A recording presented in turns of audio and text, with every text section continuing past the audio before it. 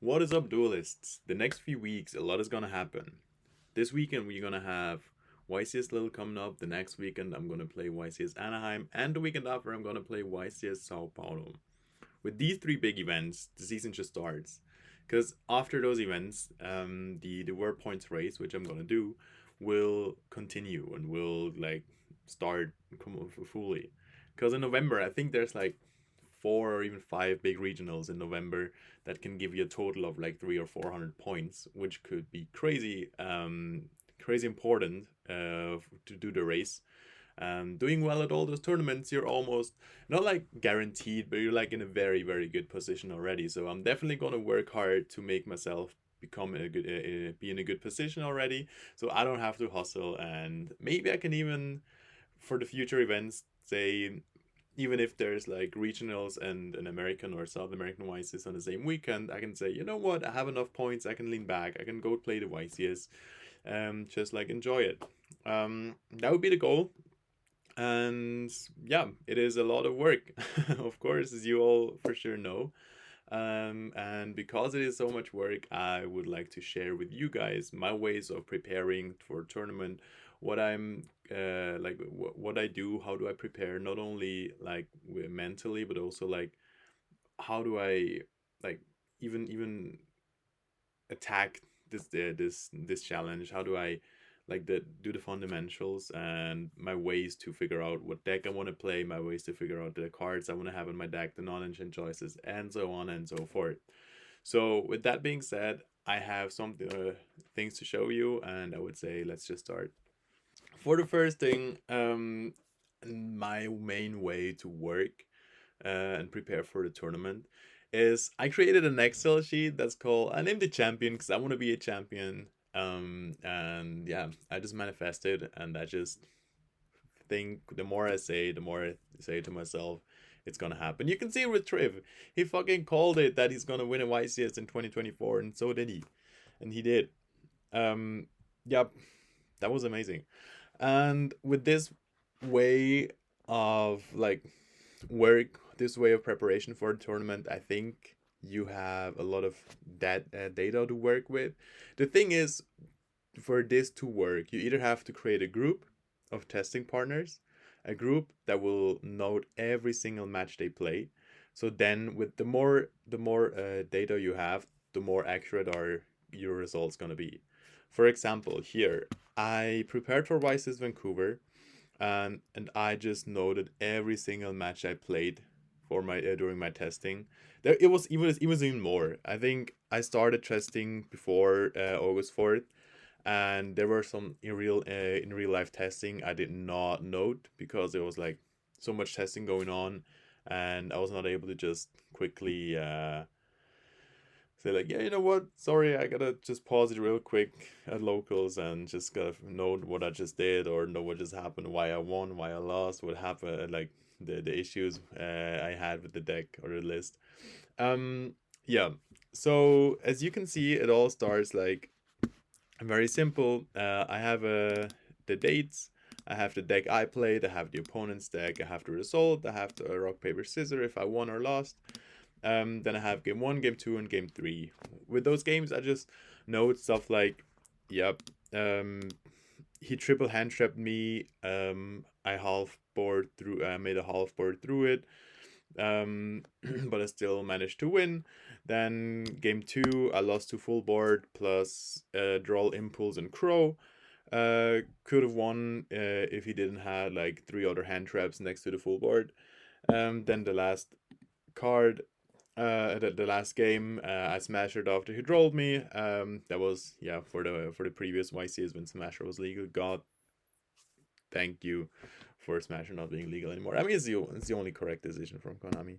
Then I have mistakes I made. For example, here I played the pure Yummy, and yeah, forgot Kagari and extra deck. That was very very in the beginning.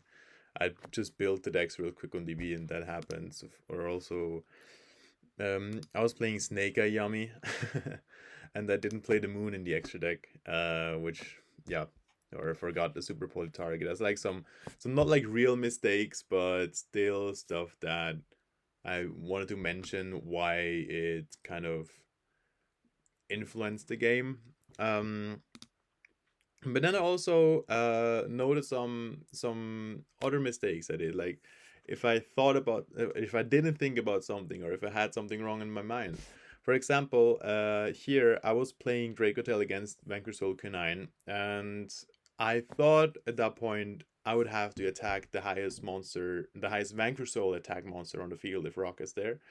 But Rock says you have to attack the highest monster in general. So I did not know that. I lost because of that, most likely, and I don't.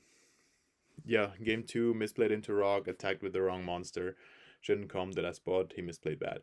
Yeah, but still, it was something I learned, and with just noting it and going over this sheet every couple days, or like the closer it gets to the YCS or the event you prepare for, the more you should just like read the sheet, see what you can do, and then just figure out the way to improve, to get better, and to learn from the mistakes. Then also, I have post notes and replays. I did not do them for this YCS. I did not do the replays. But for the upcoming YCSs, or like for Lil, for example, during my Lil preparation, like I did all the replays. So my main testing is on Dueling Book, and of course like the in real life, but I do not have a replay from the real life duels. But from the Dueling Book testing, I just post every single replay, every single one, unless it's like I go first, I comp when he quits or something, or he DCs or whatever. But then you don't need to post the replay because it's not gonna help, and it's just gonna like fake the win ratio of the deck.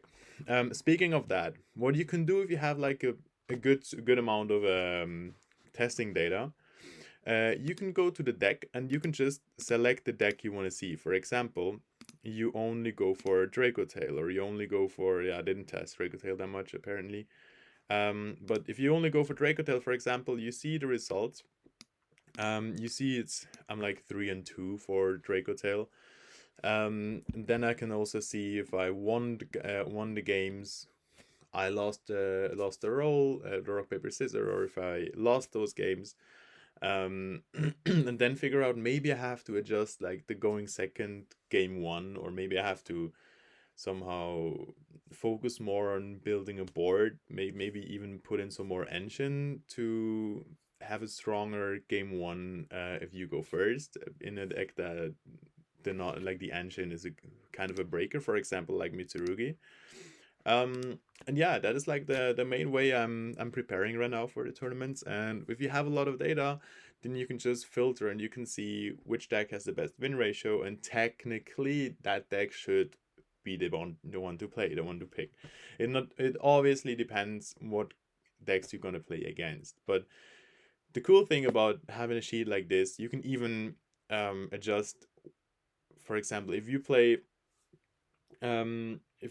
just Yummy, pure Yummy, and then you play against weird ass decks on DB, like I don't know, you play against Dino Dynamorphia or Fire King, which is not a real thing you're gonna face at YCS. You can just like sort it here with the opponent's deck, and then just see like focus on the decks you're actually gonna face, so you can have a real win percentage of your deck against the meta decks, and then decide which deck has the best win ratio. Maybe it doesn't has to be that, it doesn't has to mean that it is the best deck of the format, the deck with the best win ratio. Maybe it's just the deck that is best for you, that fits your playstyle. And by reading all like the notes I did during the matches, I felt like it helped me discover if I preferred board breakers or hand traps, which breakers, or even a mix, or just like focus on more engine, or if I was missing non-engine. And yeah, like all these little things help to prepare for a white season. They help to make sure you work with the correct things, and they help you for sure be more successful than you are right now. And yeah, that is like As I said, like the this sheet is something I feel like is super important. And if you want to spend a lot of time in Yu-Gi-Oh, and if you're willing to spend a lot of time in Yu-Gi-Oh, it's gonna be perfect. If you cannot spend 4 hours every day for Yu-Gi-Oh, and you're like with 1 or 2 hours every day, or not even every day, but you have like a friend group that works together well, and you all are like testing together, then you can just do a sheet together, and then everybody just puts in the results. And with as I said in the beginning, the more results you have, the more data you have, the more accurate your decisions and your outcome is going to be. So this is of course the main thing, and I feel like the most important thing, if you want to actually work with in the correct way for preparing for a tournament. And other ways are just be active, just get your reps in. It's like it's like a sport. If you I play American football, and if I just started out of nowhere, started at zero, and I just wanted to become a pro, it doesn't work if I just work once a week, twice a week, maybe an hour. I just have to get the reps in. I just have to build. Not It's not like a muscle memory for Yu-Gi-Oh, but it somehow is. I mean, it helps you not only save time during a match. It helps you, like, if you play a lot, then you know the interactions. You see the opponent's misplay, and you can help with them. You can use those misplays, or just force your opponent into the misplays, give them room to misplay. And if you're experienced enough, because you did your homework, you got your reps in, then you can just benefit of that. You can just make use of it, and you see it immediately. And by reading a situation very fast and very accurate, which happens if you practice a lot, it not only helps you save time, it also does not let the opponent know too much. Because if you have like an Ash Blossom and you played not enough games, and then you're thinking, should I Ash this? Should I hold the Ash for something better? What can he possibly have? Then you need a while to think about it. The opponent's gonna be like, oh, he's thinking, he might has an Ash Blossom. And then you're like in a disadvantage. But if you played those reps, if you played the matches, if you got it like the hours in, then you see exactly, okay, I have an Ash Blossom, I know what deck he's playing, I see my hand, so I know exactly I have to Ash there. Or if he starts with a certain starter, you know the line he's gonna go, you know the correct line. If he goes a different line, you can use the Ash maybe to even punish a misplay. If he goes the line you're expecting to go, then you know exactly where you have to drop the Ash Blossom. And then without thinking during him playing, he will maybe not play around the Ash or around the Nibiru, for example. Nibiru is like a very good example. Um, Sometimes the first point you can nib might not be the best point you can nib.